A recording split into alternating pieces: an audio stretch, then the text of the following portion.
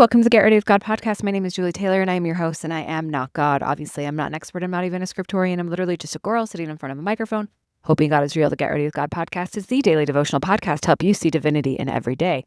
I am wearing the same outfit still. It's a week later. I do need you to know that everything has been washed. Okay? Anyways, welcome to the podcast. This week is a short week. There will be no episode on Thursday or Friday this week due to Thanksgiving. I'm taking some time off. Also, a heads up scheduling wise, I'm also taking 2 weeks off in December because frankly, I'm tired. Okay. Love that for me. Love that for us.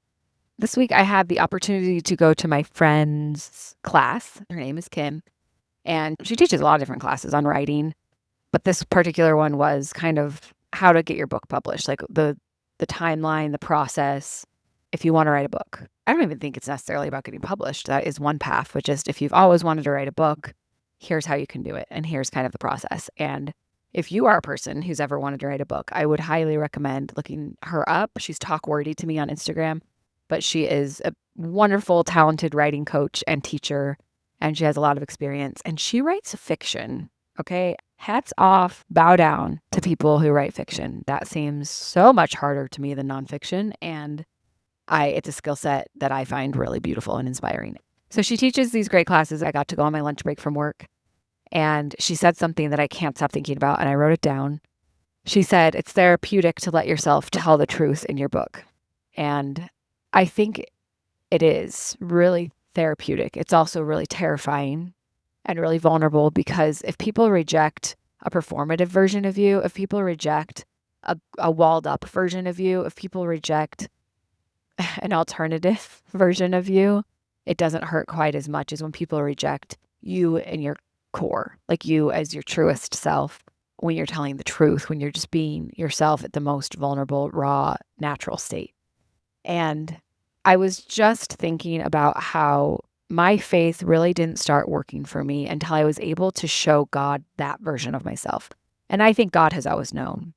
And actually, one of the things my therapist challenged me to do this week is to not mask and perform as much, because God created me as I am. So maybe he wants me to be that version of myself in more places than I'm allowing right now.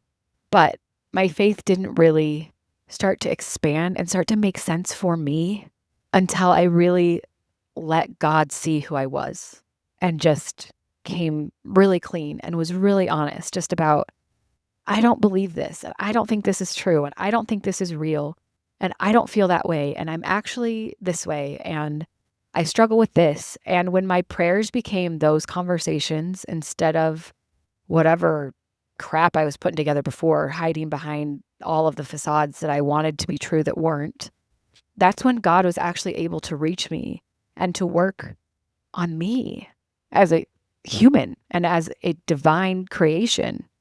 That's when I was actually able to start building faith. That's when I was actually able to start letting God's will guide me in life, when I was actually finally able to start aligning what I wanted versus what maybe he needed from me. And maybe this all sounds crazy and maybe you don't relate to any of it at all, but it's therapeutic to let yourself be yourself. It's therapeutic to tell the truth. And I know it's scary in the world for a million reasons, but it's not scary with God. It's not. Because one, he already knows. And it's cute that we think that we can pretend. But two, we were created by heavenly parents, divinely created to be who we are. And so I think faith clicks when we start showing up as that version. And I think God reaches us when we're able to put all of those walls down and vulnerably show up and say, this is who I actually am. This is how I actually feel. And then see what God can do with you. If me asking you to be yourself is triggering in a million ways, I get it, but I beg you to take it to God instead. Because the world might be a scary place to be yourself, but with God is not. God is a safe place to be you because he made you like you intentionally.